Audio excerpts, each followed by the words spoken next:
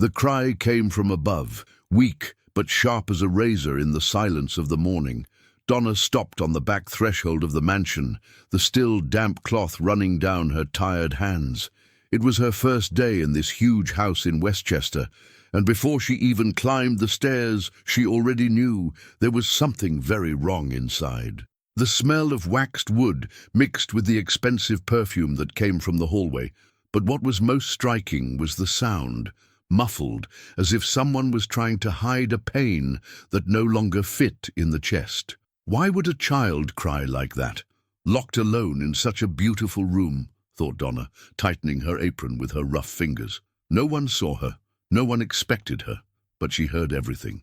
How many women like her have heard screams that no one wanted to hear? How many have silenced their own hearts so as not to lose their jobs, so as not to lose their bread? She knew well what it was to be invisible, but he also knew how to see what many pretended not to see. In that cold-walled mansion, the truth was hidden behind closed doors, and Donna was about to open them. Because when a child cries for help, there are women who clean more than floors. They clean up the lies of the world.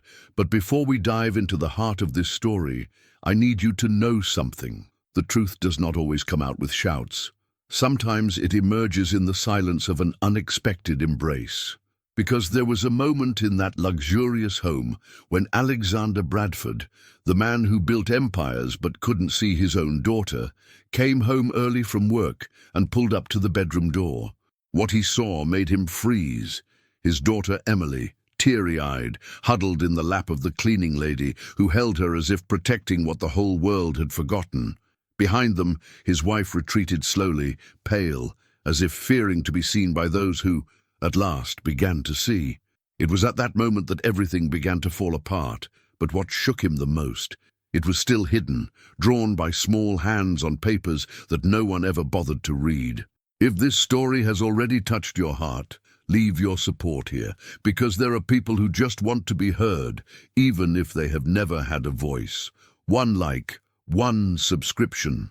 It may seem little, but for those who have felt invisible, it is like a silent hug saying, I am here, I see you. The smell of the house was a mixture of artificial lavender and waxed wood, the kind that sticks to people's clothes and pretends elegance. But behind the crystal chandelier at the entrance, something hurt. There was a strange silence in the rooms, a silence that came not from peace, but from abandonment. Donna closed the back door slowly, the broom still in her hands, and climbed the first few steps of the stairs with a heavy heart. The crying continued, muffled, as if someone was trying to swallow their own fear so as not to disturb the luxury around them. At the top of the stairs, Miranda, the stepmother, appeared. Blonde hair tied up perfectly, red lipstick without a smudge, high heels that echoed arrogance across the floor. You must be the new cleaner. Emily is making drama. You don't have to worry about that. When it stops, you can start cleaning the room. And he went down, as if getting rid of a nuisance. Donna stood there. The crying did not stop. It was a small, insistent sound, as if the child had already understood that no one would come for him. The cleaning lady's hand trembled as she touched the doorknob. Emily, he called softly, can I come in? The sound of crying subsided for a moment, as if listening but not trusting. Donna turned the doorknob and walked in slowly. The room was huge, decorated in pastel colors, stuffed animals aligned with precision, as if someone arranged it to impress visitors, not to welcome a child. Behind the long curtain, under the bed, two frightened eyes peeked out. Hi, honey. I'm Donna. I just came to clean. I'm not going to hurt you, okay? Silence was an answer. Donna bent down, leaned her knees against the polished floor, soiling her uniform without a second thought. He held out his hand. Are you hungry? An almost imperceptible nod. Do you want to get out of there to eat with me? The girl hesitated, then slowly crawled out of hiding. Her brown hair was tangled, her eyes swollen from crying. He had that expression on his face that only those who have been ignored understand, as if apologizing for existing. In the kitchen, Donna prepared a simple sandwich with what she found. Do you want juice too? The girl nodded, already seated, swinging her little legs on the high stool. It was too small for the height of the bench. "What's your name?" "Emily." "Beautiful name of yours." Emily opened a shy smile, the first. As she chewed in a hurry, as if afraid that they will take away their food before their time, Donna watched. "How many slices do you think I cut?" "2. You got it right. And do you know how much to count?" 2, 3, 4. "Wow, how smart you are." Emily became serious. "Miranda says I'm stupid." The phrase came dry, as if only repeating what he has heard so many times that it has become true. At that moment, something in Donna broke. How can a child be taught to doubt himself before he has even learned to dream? How can someone look at such a small being and see discomfort and not innocence? The pain tightened in her chest, the same one she felt when her daughter came home from school, crying years ago, because they told her she was not good at studying. The invisible wounds that poverty leaves. They do not bleed, but mark the whole soul. And if you've ever felt it in your skin, comment here. I believe. It touched me. I've lived it. Because no one should grow up hearing that it's not enough. After lunch, Emily wanted to show the toys. The room was messy, but Donna didn't say anything. He let the girl guide the moment. Emily took picture books, pointed out colors, asked names. "This is the blue, this is the yellow, this is the pink." He spoke shyly, but with a twinkle in his eyes that no one had stopped to see. And Donna did. I saw it because it was also invisible. I knew that when a child gets real attention, it flourishes. The noise of the front door opened, and the sound of Miranda's heels echoed through the house again. Emily stiffened. He stopped playing. She sat silently with her hands in her lap. Miranda went upstairs, looked at both of them, and pursed her lips. "Did she eat?" Emily nodded. "Who left?" "I had a snack. She said she hadn't eaten anything today." Miranda smiled without her eyes. "Melissa has schedules. If you eat now, you don't have dinner." And bending down to the child's height. "Isn't that right, dear? You know you can't keep ordering food out of time." Emily didn't answer. He just looked at Donna, as if looking for confirmation that he can still trust. "Now go to your room, honey. The girl needs to work." Emily walked away slowly, but before leaving she turned and whispered, "She hurts." Donna felt a chill down her spine. "What do you mean?" "When Dad isn't there. She pulls me. He says he'll send me away if I tell him." Miranda's steps were already returning down the corridor. Emily quickly pretended to be joking, as if nothing had been said. Donna stood up, her heart racing, trying to disguise the whirlwind inside. "I couldn't make a scandal. I couldn't react there." Miranda came on again. "Emily, keep this mess." The girl ran to obey. She was so nervous, she tripped over the toys. Some blocks fell. "But look clumsy!" She grabbed the girl's arm tightly. Emily cried softly, "And don't cry, your father hates crying children." Donna saw the mark turning red on her little arm. I wanted to scream. He wanted to get Emily out of there, but he knew one bad word, and she would be on the street. And who would protect that child afterwards? The girl returned to Donna with her arm hurting. "Does it hurt?" "A little. You can tell me whenever it hurts, okay?" "She said that if I talk, Dad will send me to another house." "That's never going to happen, Emily. Your father loves you." The girl paused. "Do you love it?" The whole world stopped at that moment, because no 7-year-old should ask that question. No child should doubt their own worth. Emily took colored pencils, paper, and began to draw. It showed 2 figures, a woman with yellow hair with an angry face, and a little girl on the ground, crying. "Is that you?" Emily nodded. "And that's Miranda?" Again, the silent confirmation. Donna kept the drawing. There was something very serious going on there, and she knew this was just the beginning, because who hurts a child when no one sees? What else will it be capable of? The next day began with cloudy skies and a cold breeze streaming in through the laundry window. Donna arrived early, as she always did, with light steps and a silent face, as if her presence was not allowed to make noise in that house with large windows and walls full of expensive paintings. The muffled sound of the television came from the living room, where Miranda drank tea with imported toast, as if living in a world that cannot be touched or mixed with that of those who clean behind the doors. Emily was still in the room, alone, without noise, without laughter, like a withered flower left in a forgotten vase. Donna climbed slowly, without making a fuss, with the bucket and cloth in her hand, but her heart attentive, listening to each silence as if listening to a scream. At the door of the room, he heard Miranda give a dry order. "Put it all away now before your father arrives."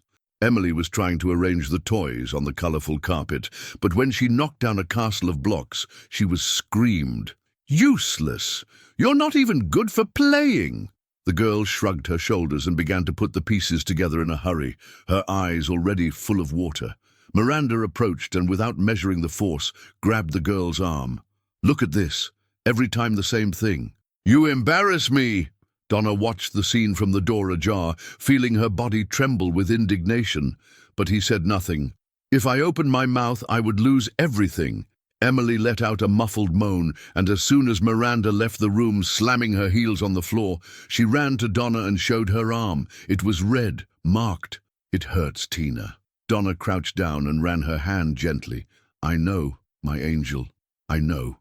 At that moment, Donna understood that she had crossed an invisible line. She was no longer just a cleaning lady. It was the only shelter for a child who learned to be afraid every day.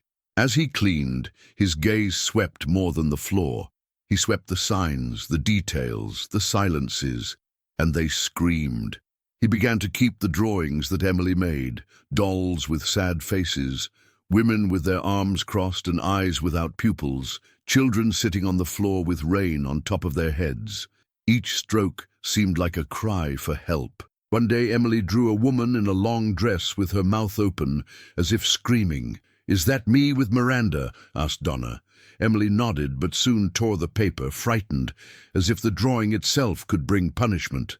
Donna kept the pieces anyway, as if collecting clues to a truth that no one wants to see.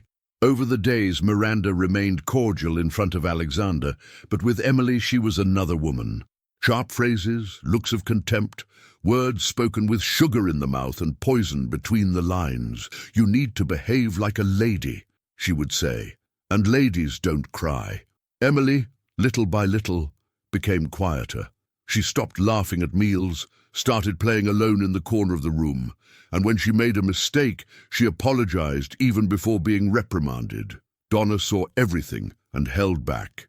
She knew that Miranda was the kind of woman who put perfume on top of evil and knew how to lie by looking into the eyes. And Alexander, he always seemed too busy to notice.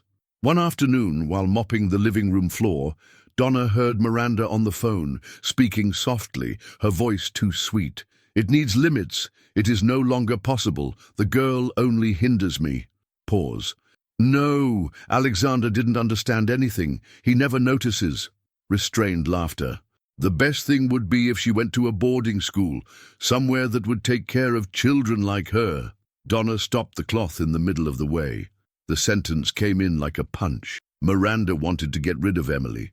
Not only hurt, I wanted to erase. That night, Donna returned home later. Her daughter was already asleep. Her mother mumbled loose words from the room, but she sat in the kitchen, looking at her own hands. Calloused hands, which washed, swept, scrubbed what others dirty. Hands that now also protected, welcomed, kept secrets that hurt. He thought about everything that could happen if he spoke. If you lost your job, how would you pay the rent? Who would take care of the mother? But if I kept quiet, who would protect Emily? The next morning, Emily came running and hugged her around the waist, hiding her face in her apron. "Tina, can I show you a hidden drawing?" He took Donna to the closet and took out a folded sheet inside a shoebox. It was herself, drawn with crayons, holding hands with a woman in a bun and lab coat. "Is that me and you?" Emily smiled. Yes. Donna took a deep breath. The girl was beginning to dream of another reality. But how long would that dream resist fear? Miranda, from the top of the stairs, watched. And in that look, there was something different. It wasn't just contempt. It was a threat. She knew Donna was seeing too much, and who sees too much is at risk. What would Miranda be willing to do to maintain control over that house, that child, and that lie? The sound of the kettle beeping in the kitchen contrasted with the heavy silence that hung over the mansion. Donna, kneeling in the corner of the dining room, rubbed the wooden baseboard as she did every day, with the same patience and care. But that morning, something was out of place. Miranda paced upstairs, talking on the phone in a whispered but tense tone. The cleaning lady was not one to listen to other people's conversations, but when a child's pain is involved, conscience no longer obeys etiquette. "This girl is getting in my way," Miranda said, his voice cutting behind the half-open office door. "We need to find a solution before Alex realizes it." "No, he doesn't know yet, but he is beginning to suspect." "Udu." The pause that followed was long, muffled by impatient footsteps. "If this cleaning lady continues to cling to her, I won't be able to control anything else in here." Donna froze. The cloth slipped from his hand and fell to the wet floor. The blood ran faster. Those words were not about education nor about discipline. They were about control. Miranda spoke of Emily as if she were an obstacle, a burden, something to be solved, not as a daughter. On the same day, the change in attitude was clear. Miranda proceeded to give direct orders as to where Donna could or could not be. "Clean the basement first, then the garden. Only go upstairs when I authorize it." It was as if he wanted to keep Donna away from Emily. The girl, in turn, looked for the cleaning lady in the corners, carrying a new drawing, a new word, a silly question just to have a minute of attention. But Miranda appeared and interrupted. "Don't get in Tina's way, honey. She's working." Gradually, Emily became quieter again. He avoided eye contact, kept the drawings hidden, and went back to walking on tiptoe around the house. Donna felt the distance as if they were tearing off an invisible thread that connected the two, and it hurt. One evening, Alexander came home early from work, a rare event. Impeccable suit, exhausted look, hurried steps towards the office. As he took off his coat, Miranda approached with a mounted smile. "Honey, we need to talk about Emily." He looked up suspiciously. "What happened?" "She's different, more agitated. I believe it is the influence of the new employee." "Donna?" "Yes, I think she's confusing the girl, creating expectations. Emily started to draw figures. Bizarre, she is more stubborn, anxious. You know how sensitive she is." Alexander sighed. "Do you think that's all there is to it? We can't take any chances. Its stability is a priority." The sentence fell heavy, and for the first time, Alexander seemed to hesitate. "I'll watch." The next day, Donna noticed that Alexander was looking at her differently, more attentive, more suspicious, as if he looked for a sign of guilt in her. But she remained the same. Clean uniform, discreet steps, calloused hands carrying the weight of many truths that could not be said. She knew Miranda was planting seeds, trying to undermine her image, erase the trust that Emily had earned on her own. And it hurt her in a way that words couldn't describe, because it wasn't just about her. It was about a girl who was starting to open up, and who was now in danger of being silenced again. Later, in the backyard, Emily approached Donna with a folded paper. "I did it in secret." When opened, there was a drawing of 3 figures. A small one in a yellow dress, another larger with long brown hair, and a tall man in a black suit with a question mark for his head. "Who are they?" asked Donna. "It's me, you, and my dad, but I never know what he thinks." The answer fell like a stone in Donna's heart. Emily saw everything, felt everything, and even without knowing what was going on in the closed conversations, she understood that there was a game going on behind the doors. That night, as she closed the windows of the living room, Donna saw Miranda again on the phone. "If Alex starts to suspect me, I swear I'll fix this cleaning lady. She has nothing, no diploma, nor complete documents. I find out something and put her on the street. I just need a reason." Donna leaned against the wall with bated breath. She knew Miranda was dangerous, but now she knew she was capable of anything. "I was willing to play dirty." And Donna, she was alone, no protection, no voice, with only the truth in her hands, and a frightened child looking at her as if it were her only chance. But what about when the truth is not enough, and when the world chooses to believe in those who speak louder, not those who see deeper? Would Donna have the strength to continue protecting that girl, even when everything starts to turn against her? Mornings were cold in Westchester, even as the sun shone down on the lavish rooftops. Inside the Bradford mansion, the wall clock sounded like a cruel reminder that everything there obeyed a different time, the time of those who didn't have to run. But Donna ran. He ran with calloused hands, with heavy thoughts, with the silent steps of someone who tries to go unnoticed even though he sees everything. She was cleaning the kitchen floor when Emily appeared barefoot, holding a notebook made of folded and stapled sheets. "Tina, can I show you what I've learned?" Donna smiled and crouched down, wiping her hands on her apron. "Of course you can, my flower." Emily opened the makeshift notebook and pointed to a string of numbers scribbled with crayons. 2, 3, until 30. 30? Donna widened her eyes in amazement. "Can you count to 30? Emily confirmed with a proud smile. "And I know the days of the week. Do you want to hear it?" Donna nodded, and the girl began. Monday, Tuesday, Wednesday. It was as if, suddenly, something that had always been there gained color, name, and sound. And he just needed someone who really listened. "You're very smart, you know." Emily smiled even more. "It's just that you listen to me." From that day on, Donna began to teach little things during the times when they were alone. Colors in English, names of fruits, even words in Spanish, his mother tongue. Emily was a fast learner. With colored pencils and old sheets, they created a world of their own, hidden between household chores and imposed silences. Emily drew animals, wrote letters with difficulty, but with will. Donna saw in the girl's eyes the same flame she saw in her daughter when she was little. It was as if, for the first time, someone said to Emily, "You can." But like everything that flourishes in the dark, danger came quickly. One afternoon, Donna was called by Miranda with a sweet voice and a frozen, "Emily walks a lot. Restless. You're stimulating her too much. These papers scattered around the house. It just gets in the way. Children like her need discipline, not fantasy." Donna did not answer. He only lowered his head, as if he understood that the ground is always safer than the look. When he returned to Emily's room, he found the girl huddled in the corner, the torn drawings scattered across the carpet. "She said they're crazy doodles that are useless." Donna felt her blood boil. He knelt on the ground and began to pick up the pieces. "These drawings are part of you, and you're amazing, Emily." But the girl did not answer. The eyes that had previously been alive were now slowly fading.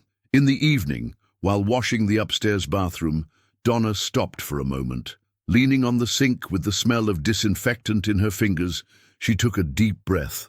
The house seemed too huge, too cold, and she, so small, so alone, trying to protect a child that the world insisted on keeping silent. She thought of her daughter, her sick mother, the constant fear of being fired. But he also thought of Emily's smile, her eyes shining as she learned a new word. She needed to resist, even though no one knew how much it hurt. Even if no one saw her, she followed in silence, carrying that weight that no one saw. And if you're following this story right now, feeling touched by all this, leave a like and subscribe. It is the most beautiful way to show that this pain has not gone unnoticed. In the following days, Emily closed herself off again. "I spent more time alone. I drew in secret. I spoke little." Miranda watched every step, and Donna felt the tension increase every minute inside that house. One morning, when she went to tidy the girl's room, she found a folded note inside the pillowcase. "Don't let her send me away. I promise to behave." Donna put the paper away like someone who guards a treasure, with teary eyes. That wasn't just fear. It was desperation. Alexander, as always, seemed absent. He showed up late, left early, kissed his daughter on the forehead without seeing the blank stare she carried, and Miranda was still impeccable, a socialite smiling to her friends and cruel behind the scenes. But Donna knew that every injustice left its mark, and that soon someone would end up seeing. I just didn't imagine that this someone would be Alexander himself, and that what he would see would change everything. Because even the blindest of men see when the love of his own daughter is at stake. But what exactly he would see, and what he would do with it, was something that even the most prepared heart could not foresee. The phone rang in the glassed-in office upstairs. Miranda, with her impeccable hair tied in an elegant bun and the glass of white wine in her hand, answered with the sweet voice that she only used to manipulate. "Alex, dear. We need to talk about Emily." On the other end of the line, Alexander sighed, as if expecting a complaint. "What's up now?" "She had another episode. He woke up screaming, kicking the furniture. He said he saw monsters in the room. I'm getting worried, baby. I think it's past time to consider that treatment I mentioned, a light medication, something that helps her stabilize." There was silence. Miranda took advantage. "You know how unpredictable these special kids can be. And honestly, with the new employee around, everything only got worse." Alexander scratched his forehead. "Do you really think it's the best way?" "It's not a matter of finding it, Alex. It's the right thing. She needs professional help." That evening, Alexander came home early from work. The house was quiet, the light of the sunset gilding the hallway. She climbed the stairs slowly and, for the first time in a long time, went to her daughter's room. He found Emily sitting on the floor, surrounded by drawings. When she saw him, she froze. "Daddy?" He knelt down, not quite knowing what to say. "Hi, my little one. How are you?" She nodded. "Tina taught me how to write love." He looked at the colored paper and saw the word written in large letters, with the A upside down. He smiled, not quite understanding what that meant. "You like her, don't you?" "She listens to me." "Do?" The answer was simple, but it kept hammering in his chest, as if something was out of place. Miranda never spoke of her daughter sweetly, and now the girl used the word listen as if it were a rare gift. The next day, Alexander found Donna in the laundry, folding sheets with the same quiet precision as always. "Donna, can I ask you a question?" She turned around, tense. "Of course, sir." "Miranda told me that Emily had a outbreak. He said he was out of control, that he screamed, kicked things." Donna paused for a moment. He chose words as one who steps on a minefield. "Sir, Emily had a nightmare. She woke up scared, as any child can wake up. But she is a sweet girl, very smart." Alexander frowned. "She has shown herself more nervous lately. In fact, she has been more curious, more alive. You're learning, sir. Maybe what she needs, not medicine." He looked at her for a few seconds, as if trying to decipher what was not said, but he just nodded. "Thank you." Donna knew that conversation could be costly. He felt it the moment Miranda passed through the hallway, his gaze cold as ice. She had listened, and listening in that house was enough to turn truth into threat. That afternoon, Miranda locked Emily's room and forbade her to leave. She said she was punished for showing the drawings to her father. Emily cried silently. Donna couldn't go up, not at that moment. She cleaned the kitchen, scrubbing the marks on the floor, as if trying to erase her own impotence. The urge to go up and hug the girl was so strong that it hurt my body. At dinner, Miranda served the table with impeccable composure. Alexander fiddled with the food, restless. "Have you talked to the school?" "About what?" "About the possibility of some follow-up for Emily. Something light, no medication." Miranda smiled. "Honey, you trust me, don't you?" "Of course I do, but then let me take care of it. I'm her mother now, and I just want the best." Alexander did not answer, but for the first time, he didn't look Miranda in the eye. The next morning, Donna found a small empty pill bottle in the trash can of Miranda's bathroom. He looked at it with a knot in his stomach. What if Miranda was really trying to medicate Emily on her own, without diagnosis, without authorization? What if the next step in the plan was to hospitalize the girl? Donna felt the air fade for a moment. It wasn't just about abuse anymore. It was about erasing an entire child with all that he was and could be. Alexander was beginning to suspect, yes. But would it be enough? He would see what was before him. Before it was too late? The cold of that morning seemed denser than usual, even with clear skies and the sun sneaking its rays through the cracks of the mansion. Donna arrived early as usual, and as she entered the side corridor, she noticed a different silence. It wasn't the usual silence of the big house. It was a silence cut off, as if someone had turned off the sound of life inside. He climbed the stairs carefully, hearing only the creaking of the wood beneath his feet. As she passed down the second-floor hallway, she heard a faint whisper, almost like a wail, coming from behind Emily's bedroom door. "Tina, it's me. Are you there?" His voice was low, choked. Donna approached with her heart racing. The handle did not turn. It was locked. "Emily, what happened?" Silence. Then the answer came as someone confessing a sin. "I asked Dad why he never plays with me, and she locked me up. He said that ungrateful children need to learn to be silent." Donna leaned her forehead against the door, her whole body seized by a mute revolt. "Are you right in there?" "I'm cold." Donna ran to get a blanket from the closet in the hallway, put it under the crack in the door, as if trying to warm more than the body, trying to warm the soul. He returned to the cleaning with trembling hands. 2 hours later, Alexander rushed through the front door. I had forgotten an important portfolio. He walked right by, not noticing Donna at the corner of the stairs. When he arrived at Emily's room, he was surprised by the silence and tried to open the door. It was locked. Hit. "Emily, why is it locked?" The noise of the latch sounded heavy. The door opened slowly. Emily was sitting on the corner of the bed, huddled up, her eyes sunken. "It was Miranda who locked me up. He said I said too much." Alexander looked around in surprise. "But she told me you were sleeping." Emily lowered her eyes. "I just asked why you never play with me." Downstairs, Miranda appeared seconds later, her expression ready. "Love, are you back yet? Emily said you locked her in the room." Miranda laughed, embarrassed. "Ah, dear. She had a crisis earlier today. I thought it best to let her rest. It needs limits." Alexander was silent for a moment. He looked at his daughter, then at his wife. "Did you give any medication?" "Of course not. I'm taking care of her, Alex." "As I always did." He did not answer. He took the briefcase and went downstairs. But his eyes had changed. It was not yet full distrust, but it was a crack. Later, Donna returned to the bedroom to make the bed and found Emily sitting on the floor, sheets of paper lying around. "I made a drawing, Tina." She showed it shyly. It was a giant door drawn with black pencil, locked with a padlock, and underneath the phrase, "I want to leave." Donna swallowed. "Why did you draw that, honey?" "Because sometimes I think I live in a house that doesn't like children."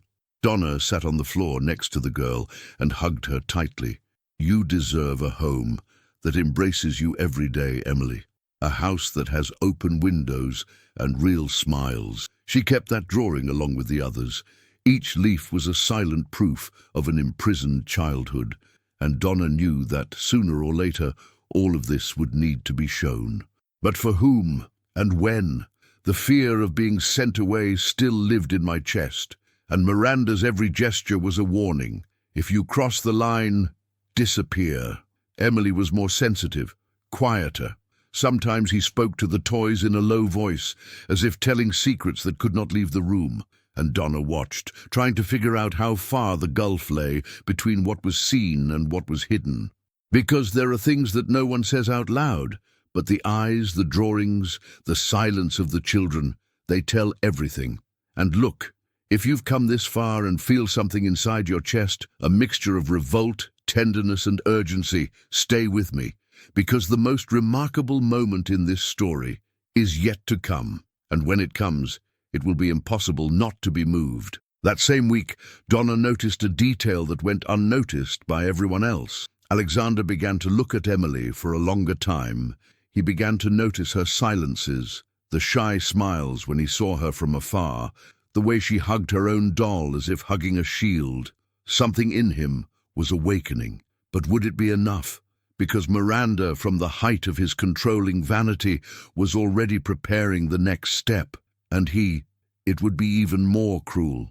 After all, what else would a woman like her be capable of to maintain what he calls perfection?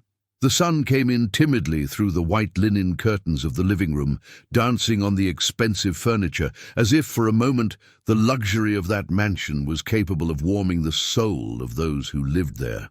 Donna knelt on the shag carpet next to Emily, holding two boxes, one with red caps, one with blue caps. "Now let's separate by color, okay, my flower?" Emily concentrated, took one cap at a time with her little fingers, and put them in the right box. "This is red, this is blue." "Very well," said Donna, smiling heartily. "And now, how many blues do we have?" The girl hesitated. She counted on her fingers. 1, 2, 3, 4, 7. Donna corrected her sweetly. "Almost. 2 were missing. Let's count together." And so they did, in a low voice, almost as if they were sharing a secret. At the top of the stairs, standing with briefcase in hand and jacket still on his shoulders, Alexander watched the scene with eyes that for the first time in a long time seemed to see for real. Emily laughed when she missed, jumped with excitement when she got it right. And Donna didn't just clean that house, she cleared the fear. It washed away the silence. It aired the dark corners of the girl's childhood. The father had never seen his daughter so alive, so child. Later, in the backyard, Donna would teach Emily how to tie her shoelaces. Sitting on the wooden steps of the porch, they repeated together, "The bunny goes around, passes behind," until, suddenly, Emily managed to do it on her own. He screamed with joy. "Tina, I did it!" And he jumped on the cleaning lady's lap as if he had conquered the world. Alexander, from the glass-enclosed office, looked at everything in silence. He put his hands on the table, feeling something tear inside. An old, dormant guilt was beginning to awaken. He couldn't explain what hurt more, the lost time or the fact that he was only now realizing his daughter beyond the diagnosis. On the opposite side of the window, Miranda was also watching, but her eyes were different, ice cream, rigid. Emily's every smile seemed to cause her to bruise her ego. What was once a difficult child now showed intelligence, sweetness, joy, all away from her eyes. And too close to that woman with an old apron and a sincere look. That afternoon, Emily drew something new. It was a huge sun, with 2 little dolls holding hands in the center. "It's me and you, Tina. In the park." Donna held the drawing and was moved. "In the park. We never went to the park," Emily replied simply, "but we'll go, because in drawing anything can be done." Donna looked at her tenderly. "And in life too, honey. Sometimes life needs to see us first in our eyes, and then it happens. And it was there, at that moment, that everything became clear, that even in the face of fear, risk, pain, there was light. Emily was a whole child, even if they tried to break her into pieces. She was love, even surrounded by neglect, and Donna, even invisible, was a bridge between the world and that girl's heart. No, there are pains that do not scream, who only breathe softly in the corners. But those who feel it recognize it, and who has ever carried the weight of being underestimated, of not having a voice, understand. If this story touched you in any way, comment here. He says, "I understand. I was moved. I've been through this." Because when we share a pain, it doesn't turn into a sentence, it becomes a bridge. At the end of the day, Alexander went downstairs to dinner and asked casually how Emily's day had been. "Agitated as always," Miranda replied, filling the glass with wine. "She doesn't focus on anything for long. I still think we should seek professional help." But Alexander said nothing. He only remembered the shoelaces, the laughter, the drawing with the sun. Something inside him was changing, and Donna, she didn't know it, but she was beginning to be seen, for whom it mattered most. The only question was, when Miranda realizes that she is losing control, what will she be able to do? because those who manipulate don't give up easily.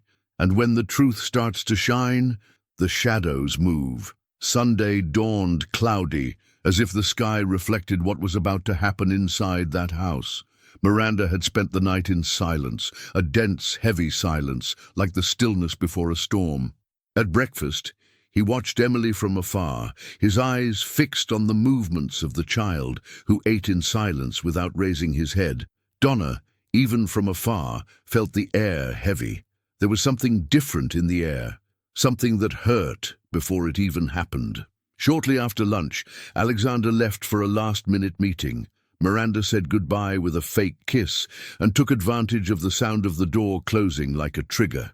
He went up to the girls' room with his heels cracking on the wooden floor, entered without knocking, and found Emily coloring a new drawing. "More paper?" he said dismissively. Emily looked startled, hiding the notebook with her small hands. "You know this is all useless, right? None of these doodles are going to change who you are." The girl remained quiet. "Your father has no patience for you. He only pretends because he feels sorry. It tires everyone." Emily bit her lower lip, her eyes watering. Miranda approached and snatched the notebook from the girl's hands with a sudden pull. "And that cleaning lady? Do you really think she'll stay? She leaves like everyone else, because she is just that, a maid. People like her. It doesn't." Emily tried to take the notebook back, but Miranda, her eyes full of venom, began tearing up sheet by sheet. "This is garbage. All this here is a shame." The colorful pieces flew around the room like sad confetti, and the last torn sheet got stuck at the end of the bed, trembling like a last breath of hope. Emily ran out in silence, her little bare feet hitting the wooden steps as she descended. He didn't go to the bedroom, he didn't go to the kitchen. He crawled under the stairs, between buckets and cloths, where no one used to look. There in the dark, he hugged his knees and cried softly, not understanding why it was wrong to draw, smile, learn, because every time he felt happy, someone would come and erase everything with cold words. It was Donna who found her. The cleaning lady was coming down with an empty tray when she saw something strange, a small piece of blue fabric behind the pantry door. It opened slowly, and there was Emily, her face buried in her arms. "Oh my God, Emily. What happened?" The girl did not answer. He just handed over with trembling hands a crumpled paper that he took out of his pocket. Donna opened slowly. It was a drawing, almost destroyed but still possible to understand. A woman in a blue dress held a crying child. The background was a dark sky, but on top of them was a heart made of red dots. Donna recognized herself there. It was her, and that drawing said more than any word said in that house. She sat on the floor next to Emily, hugged her tightly, and let time pass slowly. There, among brooms and buckets, a silent promise was made. From that moment on, Donna knew. She was no longer just a cleaner. It was a shield, refuge. It was the voice of someone who did not yet know how to scream. Emily leaned her head against her lap and muttered, "I wanted to live inside my drawing." Donna stroked the girl's hair, her throat tightening. "Sometimes, honey, the drawing is truer than the world. But we're going to change that, okay? I promise." That night, while collecting the dishes from the dining room, Donna passed Miranda in the hallway. The woman said nothing. She just gave her a venomous look, full of certainty, as if to say, "You're alone." But Donna knew deep down that she wasn't anymore, because there are times when the heart chooses to fight, and when a woman decides to protect a child that the world ignores, there is no silence that lasts forever. Miranda, however, had not yet shown his last card, and when it is thrown on the table, everything will explode. But will the truth be enough to overcome the poison of a well-told lie? The end of the afternoon brought a soft light through the porch of the house, dyeing the walls of the silent room golden. Alexander Bradford closed his notebook, rested his elbows on his knees, and stared at nothing for a while. In his mind, the images of the last few days were mixed. Emily's laughter, the hidden colorful drawings, the sparkle in her daughter's eyes when she was close to Donna, and Miranda's constant coldness, always ready to give explanations that are too easy. Nothing made sense as it used to. For the first time in a long time, he felt he needed to stop. I needed to listen. Really. He climbed the stairs slowly, unhurriedly, as if carrying something fragile inside his chest. He knocked on the door of the room. "Emily, can I come in?" There was silence, then a very low "can." Alexander pushed the door carefully and found his daughter sitting on the carpet, her crayons scattered around. "Hi, my princess." Emily looked at him with big, tired eyes. "Are you going away again?" The question was a punch. "No, not today. Today I want to talk to you." He sat on the floor, a little awkwardly, still wearing his work blazer. Emily fiddled with her pencils, nervous. "What do you want to know?" "Everything. How are you? What do you like to do? What he doesn't like." The girl made an effort to believe that it was real. "I like to draw, and to learn from Tina." Alexander smiled. "I saw your drawings. They are very beautiful." Emily hesitated, then took a folded sheet behind her and handed it to him. It was simple, but almost unbearably sweet. A man in a suit holding the hand of a little girl. Both smiled. "That's you, and that's me. Tina taught me how to make the tie right." Alexander felt a lump in his throat. She looked at the drawing for a long time, then at her daughter. "You like Tina, don't you?" Emily nodded tightly. "She understands me, and she listens to me, even when I say it wrong." Silence. Alexander looked at his daughter as if he finally saw a miracle right there before his eyes. "Emily," he said in a choked voice, "I like you in every way, even when you speak softly, wrongly, afraid. I am your father, and you're perfect for me." The girl lowered her head and began to cry softly, as if pouring out a whole world that was trapped inside. Alexander hugged her tightly, and there, in that belated embrace, something began to be born. It wasn't just a father's love, it was regret. It was the beginning of a listening that should never have been postponed. And maybe, if this piece of my life can become a mirror or a hug for someone, it helps me to carry it forward. Like and subscribe here to the channel. It makes more difference than you think. Sometimes, all someone needs is to be heard, even in silence. Emily, still on her father's lap, whispered, "Miranda said you think I'm tiring." Alexander froze. "Did she say that to you?" The girl nodded with moist eyes. "And also that Tina is leaving soon." He pushed her away a little, holding her by the shoulders. "Look at me. None of this is true, okay? I'm seeing everything now, and I promise I'll take care of you, as you deserve." That night, Alexander came down with heavy steps. He found Miranda in the living room reading a magazine. "We need to talk." She looked up slowly, calculating her expression. "About what?" "About Emily, and about you, and about everything you've been saying." Her mask cracked for a second. "What exactly do you want to know?" But Alexander did not respond immediately. What he had just felt with his daughter was too strong to be translated into immediate accusations. But he was no longer the same man as yesterday. And Miranda had no idea what he was about to face, because when a father really wakes up, the whole world changes. The question is, did he wake up on time? The next morning, the mansion seemed shrouded in a heavy silence, unlike any other day.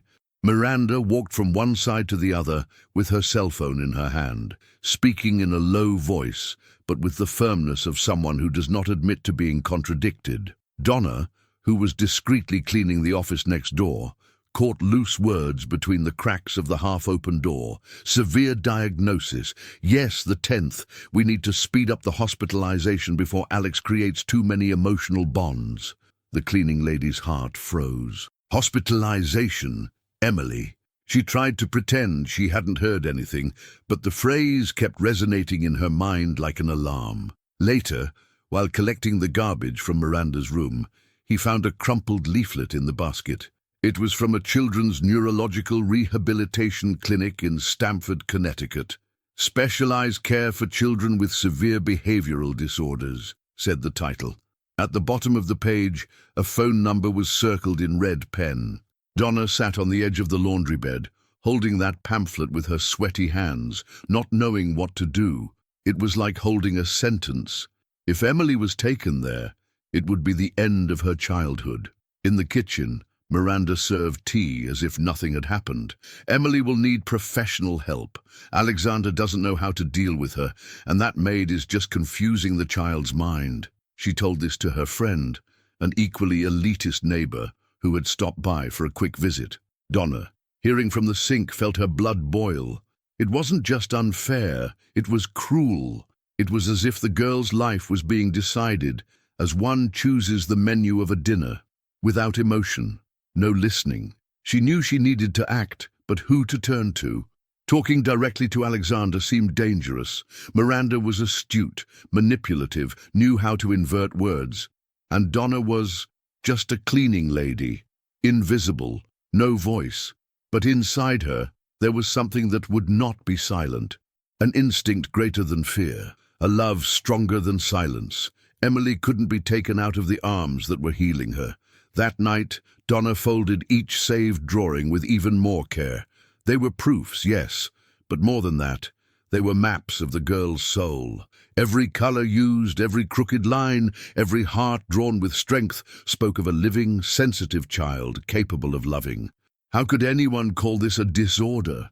Donna spent hours lying on her narrow bed in the back room of the house, thinking about everything. In her own daughter, whom she had raised alone, in her mother, who now often forgot her name, in the pain of being invisible, of seeing injustices and not being able to scream. But there, among all the memories, there was one certainty. She would not let Emily be taken, even if he had to face the whole world. And look, if you've come this far and feel this lump in your throat, this mixture of anger and tenderness, stay with me, because this story is yet to turn. And when it turns, it will be to do justice in a way that no one expects. The next day, Donna pretended to be cleaning Miranda's car while looking for clues. In the glove compartment, he found a note with the address of the clinic. There was also a prescription, not yet filled, with Emily's name written in a hurried manner. Preliminary report for intensive observation? That wasn't just a plan. It was a trap. Miranda wanted to declare Emily as a threat to herself. This is how many rich people got rid of what they called problems. Donna put everything away carefully, trembling hands, mind racing. He needed to think fast. Miranda had everything ready. Date, clinic, documents. All that was missing was Alexander's signature, and she would do anything to get it. But the question that kept on Donna's mind was, how far would Miranda be able to go to silence the truth? Donna didn't sleep that night. The small, stuffy room seemed even smaller in the face of the enormity of the decision that was beginning to grow inside her. Every second was precious. Emily was at real risk, and in that world where money made the rules and truth was shaped according to interest, the only weapon Donna had, it was courage. Silent, lonely, but unbreakable. The next morning, he got up before everyone else. She changed her uniform carefully, tied her hair with the old blue elastic band her daughter had given her years ago, and took a deep breath. That house has never been so full of traps, but it has also never seemed so clear. She wasn't going to allow them to take the girl out of there without a fight. From that day on, Donna was no longer just a cleaner. She became a mother by extension, guardian of a threatened innocence, and began to act. The first thing he did was use his own cell phone, old and cracked, to register the marks on Emily's arms. He waited for Miranda to leave for an appointment in Midtown Manhattan, and, with the room temporarily at peace, knelt next to the girl and said in a low voice, "Can I take a picture of your little arm? It's just to keep it in case someone asks. Do you trust me?" Emily nodded without speaking, already used to relying on silence. Afterwards, Donna began to discreetly record her conversations with the child. Nothing invasive, just simple questions. "What did you feel when she yelled at you?" Or, "Why did you hide that day?" Emily answered sweetly, but her every word was a cry that needed to be heard. She said I was a problem, that if I disappeared no one would notice. With her cell phone in her apron pocket, Donna captured each sentence like a fragile jewel, knowing that soon these small truths could be the only line between justice and eternal silence. It was in the kitchen, between boiling pots and smells of garlic and onions frying in olive oil, that Donna found her first ally. Carmela, the cook of the house, was an Italian lady who had been working there since before Miranda appeared. He had calloused hands, sad eyes, and a stooped posture of someone who has seen too much. Donna approached slowly, as if asking for permission. "Can I ask you something, just between us?" Carmela nodded, stirring the pot. "Have you ever seen Miranda treat Emily badly?" Carmela did not immediately respond. He just lowered the fire of the stove and sighed. "I try not to see it, Donna, because when we see, you have to do something. And I didn't know if I could, but yes, I've seen it. Many times. The girl only doesn't cry anymore because she learned to hold back her crying." Donna squeezed the tea towel tightly. "She wants to send the girl to a clinic, alone, as if it were a burden." The cook looked deep into the cleaning lady's eyes. "You can't let it. That girl is only weird for those who don't have a heart." The phrase echoed in Donna's chest all day. And it was with her in mind that he began to keep the most important drawings of the girl. Those that showed locked doors, angry faces, red-eyed female figures. One of them was especially strong. It showed the house from above, with Emily in a closed room and a woman in a blue dress trying to open the door. Underneath, the caption written with effort, "I trust Tina." From there, Donna assembled a briefcase in the false bottom of the bag. Papers, recordings, photos, everything. And he wrote a simple letter tucked away among the dirty clothes in the closet. "If something happens to me, take it to the authorities. The girl is in danger, and she has no one else but me." She began to look at the corridors of the mansion, as if walking between minds. Every word spoken had to be thought about, every gesture measured. Miranda was now more attentive than ever, and he seemed to feel, even without knowing it, that something was changing. While preparing the laundry area, Donna stopped for a second, looked out the small window, and saw Emily playing in the garden with a tree branch, alone, inventing an imaginary world where perhaps no one would yell at her. And at that moment, a certainty pierced Donna's chest like a silent blade. She would protect that girl until the end, because there are loves that are not born of blood.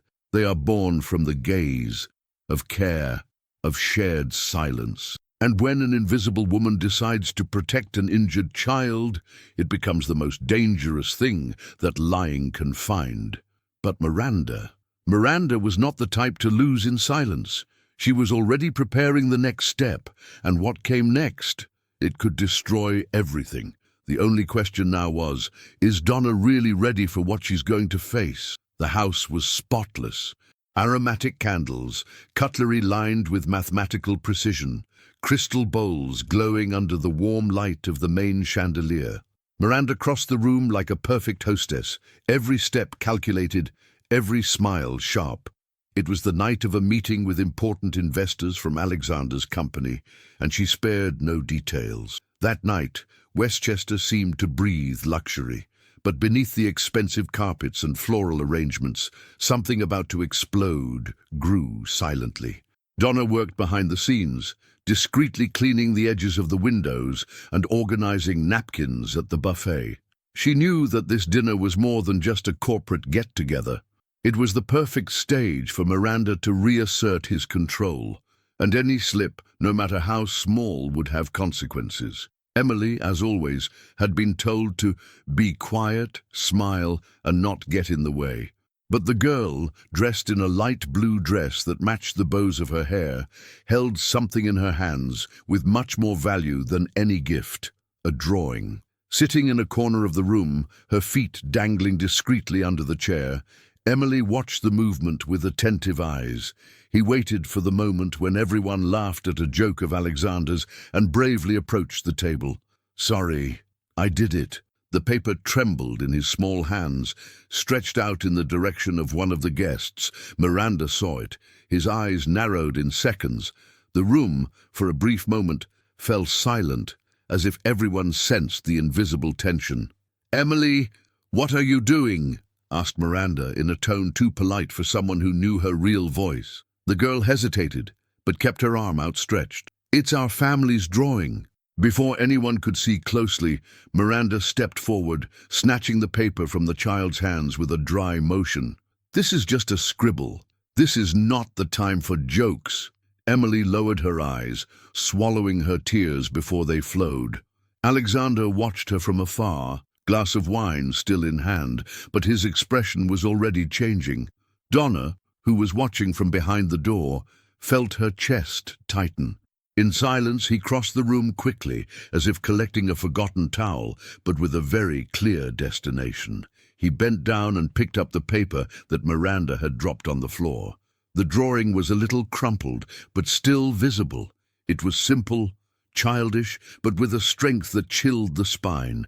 Emily in the center, holding hands with Donna and Alexander. 3 wide smiles, and in the background, something that seemed to be the garden of the house. The most touching detail was in the fingers, carefully drawn, intertwined, as if the girl had tried her best to represent union. Alexander saw the paper in Donna's hands and asked politely, "Can you show me that?" She delivered it reverently, without saying a word. He watched in silence for a few seconds, then looked at his daughter. "Did you draw that, Emily?" The girl hesitated, then nodded. "Tina taught me how to do my hands, to make it look like we're really together." The silence that followed was louder than any scream. Some of the investors smiled condescendingly, muttering something about sensitive child. But Alexander didn't smile. He looked at Miranda. For a brief second, his eyes crossed his wife, as if finally starting to see inside. Miranda tried to control her breathing, adjusted her earrings, and replied with irony, "She's been very imaginative lately. It can be a side effect of over-attention." Donna stood there, next to the wall, almost invisible, but feeling that this moment had cracked something fundamental. Alexander did not answer. She just folded the drawing carefully, put it in the inside pocket of her jacket, and looked at her daughter again, who smiled shyly, as if waiting for approval.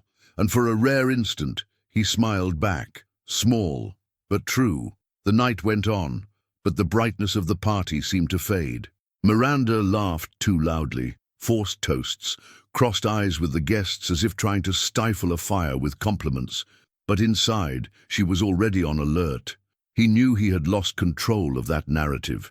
He knew that Donna was planting roots where she wanted only silence. When the last guest left, and the echoes of glasses and footsteps died out, Miranda went upstairs without saying a word. Alexander sat alone in the living room, with the drawing still in his pocket. Donna discreetly passed behind him, and without facing him, left a sentence loose in the air. "Sometimes a child's scribbles say more than many adults' speech." He did not answer, but he squeezed his pocket with his fingers, as if holding something too precious to let it escape. In the room, Miranda called someone. The voice is low, fast, tense. "She's in his arms. Got. But I swear, this is not going to end like this." And on the other end of the line, a cold answer. "Do you want me to speed up the process?" Miranda paused. "Yes, as soon as possible." Because now, what was at stake was more than pride. It was control. And Miranda, I never knew how to lose. The only question was, how far would she be willing to go to stay on the throne of a lie? The next morning, the sun came through the window with a cold, yellowish light, as if warning that the day would bring invisible cuts. The house, normally silent in the early hours, dawned boiling. Miranda went downstairs with her cell phone in her hand, and her heels echoing like hammers. Her face was more tense than usual, and her makeup, impeccable, seemed to hide the true intention of someone who had not slept properly. She walked directly to the laundry room, where Donna collected wet towels with her arms damp with steam and sweat. "We can talk now?" said Miranda, forcing a smile that didn't reach his eyes. Donna just nodded. The two walked to the empty office, where the air felt heavier. Miranda turned sharply and locked the door. "You've crossed the line." The sentence came out low, firm, sharp, Do you think I didn't realize what you're doing? He's using Emily to get closer to my husband. You're trying to become the girl in this story, steal my place, play the saint." Donna was silent. The words did reach, not out of guilt, but out of injustice. Behind the worn uniform and calloused hands, there was a soul that burned with the fury of those who carry truths too great to be spoken out loud. "Since you arrived, the girl has only gotten worse," Miranda continued. "It sticks to you like a scared little animal. You confused her head with these little stories, these stupid drawings. This is not affection, it's emotional manipulation." Donna took a deep breath. She was not a woman to explode. It was to resist. With his eyes fixed on Miranda's, he replied in a firm, if low voice, "I never asked for any place. I only paid attention to those who needed it. If this is a crime, then the whole world is upside down." Miranda laughed, sarcastic. "You're just a cleaning lady, don't forget that. No one will believe you." Minutes later, the two were called by Alexander. He was in the office, looking out the window with a tense expression, the design still folded in his blazer pocket. When he saw the two entering, he gestured for them to sit down. Miranda didn't wait. "Alex, I need you to make a decision. This woman is pushing all boundaries. It's putting wrong ideas in Emily's head, confusing the papers inside our house. Don't you see? She wants to take my place." Alexander remained silent, his eyes wandering around the room. Finally, he looked at Donna. "I want to hear from you. What's going on?" But before she could answer, Miranda raised her voice. "Are you really going to listen to a cleaning lady, any immigrant you barely know?" The phrase fell like an icy blade in the air. The atmosphere froze. Donna sat still, her eyes still steady, but something inside her trembled, not from fear, but from ancestral weariness, as if the story of your entire life had just been spat out in one sentence. "Are you really going to listen to a cleaning lady?" Alexander looked at Miranda, then Donna, and took a deep breath. "I want them both to leave. I need to think." Donna stood up calmly, her gaze still steady, and left the room without lowering her head. He passed through the corridor with silent steps, his heart feeling heavy, but his soul intact. She knew she had crossed the line of invisibility. Now, everyone saw it. What would they do with that was yet to come. But what Miranda didn't know was that Donna still had one last piece in store, a piece of evidence that could turn everything upside down. The only question was, would she have the courage to use it? Donna arrived earlier that day. The sky was not even fully clear as she climbed the steps of the main entrance, clutching tightly a brown envelope, worn at the corners, but heavy as lead. The side gate was still closed, and the garden, damp by the morning fog, looked like a scene frozen in time. But what she carried in her hands could not wait, because there were stories that, if not told, would end up suffocating the soul of those who carry them. She was greeted by Carmela, who only nodded with a complicit look and let her in through the back door. Alexander was still in the office, drinking coffee alone, as he did on mornings when silence seemed to hurt more than noise. The house was quiet, but Donna knew that this stillness was only a warning of the storm that was about to brew. She entered, stood before him with the envelope in her hands, and took a deep breath. He did not ask for permission. He did not rehearse a speech. He just handed it over, in a low but firm voice. "Lord, I only clean your house, but I can't turn a blind eye to that." Alexander frowned, but took the envelope. Inside were drawings, all carefully guarded, depicting locked doors, screaming female figures, hands clenched tightly. There were also photos of bruises on Emily's arms, taken discreetly with Donna's cell phone, and audios. Small snippets of the girl's voice, whispering things like, "She locked me up," or "Tina said I'm smart, but the other says I'm no good." Alexander listened in silence, a silence that screamed inside. With each new leaf turned, with each sound played, he felt the ground slip away from under his feet. How could you not see? How did you let all this happen under your own roof? For how long? From the top of the stairs, hidden between the gaps in the railing, Emily watched. The cotton pajamas were still rumpled, his eyes wide. She didn't know what was going on exactly, but she recognized her own drawing being held by her father. That was the one on the bridge, with her and Donna holding hands, the favorite. Alexander stood up, turned around slowly, and looked at Donna as if he saw her for the first time. She had no tears in her eyes, but there was something there, something deeper than sadness. Dignity. "Why didn't you tell me before?" he asked, almost like a boy.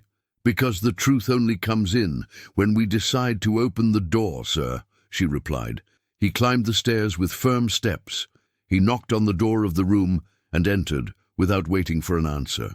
Miranda was sitting on the dressing table, applying lipstick as if nothing was happening. "We need to talk." "Now?" she said, annoyed. "Can't you see I'm getting ready?" He threw the envelope on the bed. "Look at this. Or would you prefer me to read it aloud?" Miranda picked up the papers disdainfully, flipping through quickly, then turned pale. "They are children's drawings, Alexander, and recordings without context. This woman is obsessed with you, it's obvious. Don't you see? The one who seems obsessed here is you, by control, by silence, by the way it looks." Miranda stood up, pointed his finger. "Are you believing this cleaning lady more than me?" It was then that Emily's fragile voice came out of the door. She trembled. He held a teddy bear pressed to his chest. "She lied to you." The silence was brutal. Miranda froze. Alexander turned slowly, facing his daughter. "What did you say, my love?" Emily took a deep breath, her eyes shining. "She said you didn't love me, that if I talked to you, you would send me away too, that only she knew what was best. But Tina listened to me." Miranda tried to approach the girl, but Alexander stretched out his arm, preventing it. "Don't touch it." His voice was now ice. "From today you will leave this house. Now. No scene." Miranda tried to argue, but Alexander could no longer listen. There were no more excuses, no more lies, no more facade. Everything was there in front of him, and what broke his heart wasn't just what Miranda did. That was what he failed to see. Donna, down there, could not hear the screams, but she could feel the air change. Emily ran down and jumped on his lap, as if returning home after a nightmare. And in that embrace, all the words that were never spoken took root. There are things that we live and keep, but may be telling. We help another heart to breathe. Like this video and sign up, and let's make this story reach those who need it. Because how many Emilys are still trapped in locked rooms, needing a Tina who can see what no one wants to see? But even with Miranda out of the house, a question hung in the air. Would the past accept being buried in silence, or did it still hold something that would put everyone in danger again? The news spread faster than anyone imagined. In less than 3 days, news portals printed the headline in screaming letters. "Socialite accused of psychological abuse against child with intellectual disability in Westchester." Journalists surrounded the iron gates of the mansion like restless bees, and neighbors once distant now whispered in the markets, in the cafes, on the tree-lined sidewalks. But inside, in the heart of the house where fear once reigned, the silence was beginning to be broken with laughter. Miranda was removed with a provisional court order and prohibited from approaching Emily or the residents.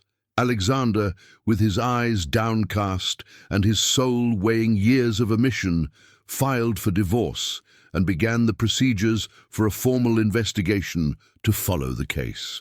The presence of psychologists, social workers, and lawyers in the house became routine for a while.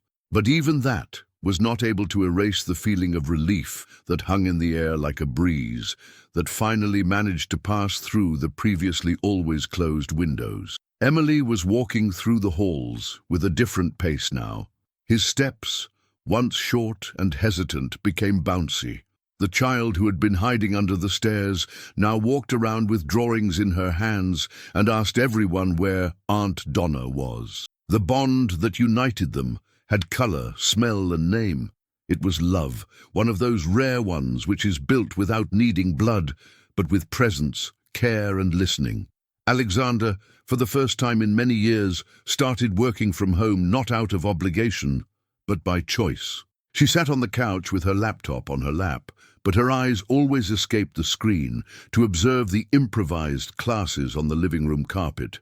Donna showing how to draw a butterfly, Emily choosing the color of the sky, and both laughing as if the outside world didn't exist. And it was on one of those days, while Emily was cutting out hearts out of paper, that Donna paused for a moment, sat down leaning against the window frame, and looked out over the garden. The late afternoon light reflected in her eyes, bringing back memories that no one there knew. The teenage daughter who stayed in Newark, the elderly mother lying silently, the years when she had to endure more than she should and talk less than she could. There are stories that hurt even when we win, but sometimes all one needs is a home, even if it is borrowed, even if it starts from the ground. And if you've come this far, watching every bit of this trajectory, it's because you may carry something similar in your chest. So don't let go of that hand, because what's coming, it will warm your heart in a way that not even words can explain. The house has changed. The smell was now of baking bread and no longer of cold flowers and expensive candles. Carmela went back to humming Italian songs while cooking, and Donna, with an apron she got from Emily herself, stamped with finger paint, was now no longer just a cleaner. Alexander called her one late afternoon when the house was silent and formally invited her to stay there as his daughter's tutor. "You're the only person she really listens to and trust," he said. Donna hesitated for a second. She was a simple woman who never saw herself at the center of such a big decision.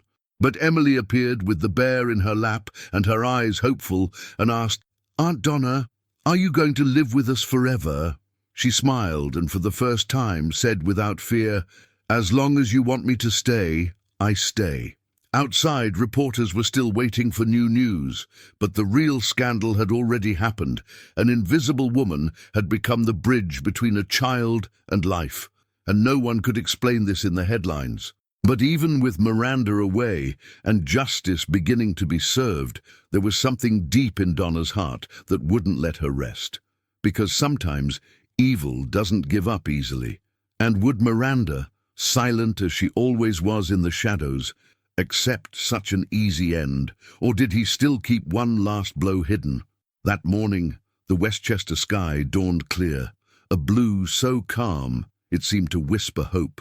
Donna woke up before the alarm clock, as she always did, but this time not to clean bathrooms or mop floors in silence. The routine was the same, the gestures too, but something inside her had changed. A new glow behind the tired gaze, a firmer presence in the walk. When he went downstairs, he found Emily already awake, coloring the alphabet with colored pencils. The girl smiled, showed the letter D, and said, "D for Donna, who teaches me the words." Alexander called her into the office with a briefcase in his hands. He was nervous, as if he was the one about to be evaluated. "I've been thinking of a way to say thank you, not only for what you did for Emily, but for everything. You changed our house." He opened the folder and placed on the table an enrollment form and a recommendation card signed by a renowned educator in special pedagogy.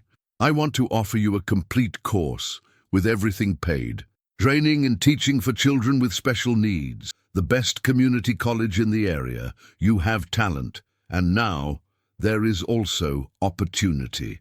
Donna was slow to respond. He stared at the paper as if staring at a door he never imagined he had the right to cross. He swallowed. Thank you, but I only know how to clean house, Lord." Alexander smiled gently. "It's not true. You taught my daughter to speak, to trust. You gave what no one with a degree could give, affection and respect." She took a deep breath. At night, she told everything to Carmela, who was preparing a thick soup in the kitchen. The cook wiped her hands on her apron and said, with an Italian accent that time did not erase, "Not everyone who cleans floors is invisible, my flower. You saved a life. Now it's time to allow yourself to live too." But it was Emily who sealed the decision. As she combed the doll's hair in the room, she looked at Donna and asked in a sweet voice, "Are you going to be a real teacher now?" And before the woman answered, she amended, "But you are already my teacher." The next afternoon, Donna visited the nursing home where her mother lived. He brought flowers, cookies, and a hesitant smile. He sat next to the lady with eyes clouded by Alzheimer's, held her hand and whispered, "Today I was called a teacher." The old woman did not answer, but closed her eyes as if she understood without having to listen. There are changes that don't make noise, but transform everything. The woman who had previously entered through the back doors now sat at the table with dignity. Donna, who for so many years was a shadow in other people's corridors, began to write her own story with a strong ink pen. In the house, the days were different. Emily talked more, laughed more, ate better. Alexander was more present, and even the neighbors, once so indifferent, began to nod respectfully. Donna now wore an apron for pleasure and no longer as armor. She was a cleaner, yes, and he was also a bridge, voice, lap, lighthouse. But outside, where the walls no longer protected, a dangerous silence still swirled. Miranda had disappeared from the headlines, but not from the memory of the house, and Donna knew the silence of a vengeful woman was never an endpoint. Would it really be the end? Or would the past still have the strength to knock on the door one last time? In the days that followed, the Westchester home was filled with music that had long been silenced. The sound of a child's light footsteps running through the halls, the jingle of colored pencils falling to the floor, shy laughter escaping from a room lit by the morning sun. Emily, now free from the shadow of oppression, was beginning to blossom. And with her, something was also reborn in Alexander, something he himself had buried under piles of contracts, business trips, and quiet dinners. The father's instinct. He started to arrive earlier. He left his cell phone in the drawer and sat on the living room floor to watch Emily draw. She asked simple questions. How was your day? What did you learn from Tina today? But for the girl, they had the weight of the world, because now he was there. Really? And each answer was like a brick placed in the reconstruction of a previously forgotten bridge. Donna observed everything with the serenity of someone who has seen the worst, and for this reason knew how to value each gesture of love that was born. She was the one who taught Alexander not to interrupt when Emily was slow to complete a sentence. She needs time, not haste. And it was with this delicacy that man learned not to correct, but to understand, not to demand, but to celebrate. One day, while organizing the toys in the room, Emily called her father. She was sitting on the carpet with her legs crossed and her pencils scattered around. "I made a drawing for you." Alexander approached and was silent for a few seconds in front of the leaf. 3 colorful figures holding hands, a girl in a yellow dress, a tall man in a blue suit, and a woman in a flowered apron. Above them, a sun with a smile and a house with open windows. In the lower corner, in crooked letters, was written, "My happy home." Alexander knelt down, held the paper with both hands, and swallowed his tears. "Can I frame this and put it in my office?" Emily nodded with a wide smile. And when he said that this was his true work of art, there was no exaggeration, because at that moment he understood that no contract, investment, or corporate award would have more value than that, the regained trust of his own daughter. And it was at this new pace that the days went on. Alexander went on to take Emily to sessions with expert therapists who used games, music, and stories to help her explore the world safely. He made a point of being there, of sitting next to her, of holding her hand when old fears came to visit. He was a man relearning to love, not with grandiosity, but with presence.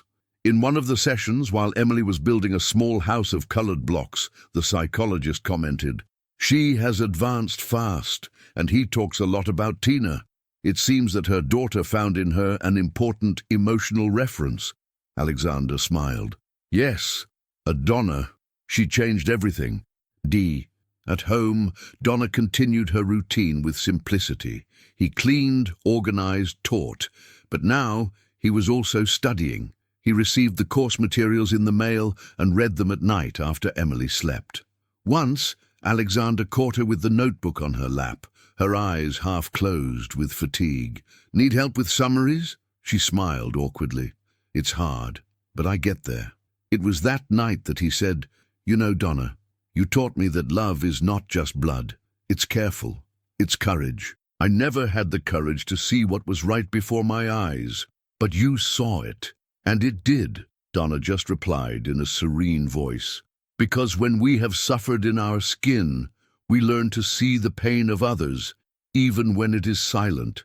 And that's why this story isn't just about justice, it's about rebuilding, because rebuilding is also an act of courage. It is to admit what has been lost and choose every day to do it differently." Now Emily liked to wait for her father on the porch. When he heard the car coming, he ran to the gate with the notebook in his hands. "Dad, look what I learned today." And Alexander would kneel down and look intently and say, "I'm very proud of you." And if you've been following this far, you may understand the weight of these words, because there are pains that do not appear in exams but leave marks on the soul.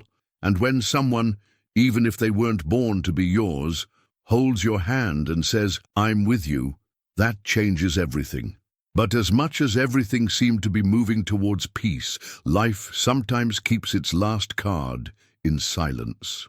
On an ordinary afternoon, while Emily was drawing alone in the garden, a black car pulled up across the street. The tinted windows did not let you see who was inside. The engine shut down, and it stayed there, stationary, watching, waiting. Was it just a coincidence? Or was the shadow of the past ready to knock on the door once again? On a Sunday when the sky seemed to smile, Donna sat on the grass in the garden as if finally finding rest after a long crossing. Emily ran around her, laughing loudly, barefoot and light-hearted, as if she had never known fear. Alexander on the balcony watched the scene with teary eyes and a serene expression, like a man who learned, late but learned, that the true value is in small presences, in silent gestures, and in welcoming hands. The breeze touched Donna's face, who now wore her uniform as a symbol of dignity and no longer as a disguise of invisibility. Because there, between the green of the garden and the golden light of the afternoon, she was more than an employee. She was the guardian of a life, the healer of a soul, a living witness that love is the most transformative force that exists. And perhaps deep down, this is the lesson that this story whispers to all of us, that the world changes, one gesture of courage at a time, when an ordinary person decides not to turn his face in the face of injustice. When someone simple has the audacity to love without limits, protect without fear, and see what everyone prefers to ignore. If you stayed here, felt with us, vibrated, cried, cheered, I can only say thank you. Your presence here is like a hug that warms and supports this channel. If this shared coffee touched your heart, leave your like. It's like a silent hug that says, I saw this story. And if you want to come back for another coffee, another tale of courage, subscribe here to the channel. The house is yours. Tell me, which city are you watching from? Let's spread this circle of stories throughout Brazil. And it activates the bell so you don't lose it when the coffee is ironed again. Because stories like Donna's are not unique. There are so many other cleaning women out there, silent, brave, powerful, waiting for someone to tell their invisible battles. Don't go away yet. Listen to the next true story that will appear on the screen. Always remember, each story carries a strength. Watch the next video here on the channel with another incredible story.